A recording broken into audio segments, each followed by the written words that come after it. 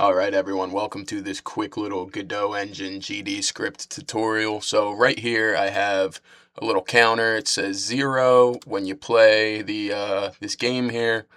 Essentially it's just a timer, increases this, goes up every second.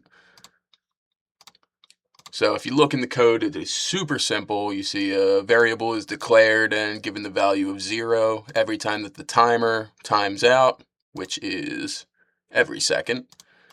It adds 1 to the count, and then the label, where you saw the numbers changing, is updated with the variable turned into a string so that it can be displayed on the screen.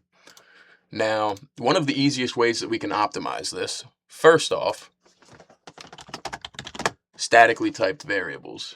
It takes the guesswork out of what Godot is doing in deciding what kind of a data type this is. If we declare this as an integer, instead of Godot needing to figure out that it's an integer, it saves computing time and computing power. On larger scale projects, that could make a big difference in the performance of your game. Along with that, you don't really want anything happening in the process function.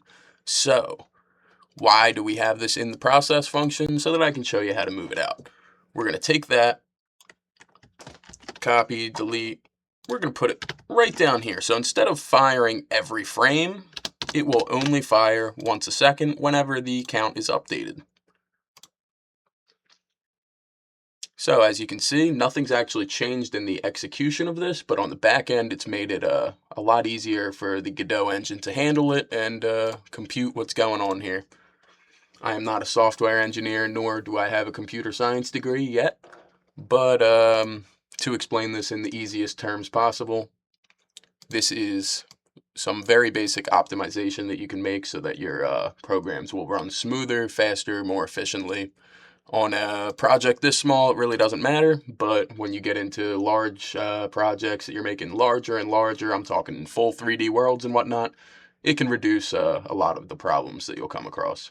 Thanks for checking out this video, and have a great day.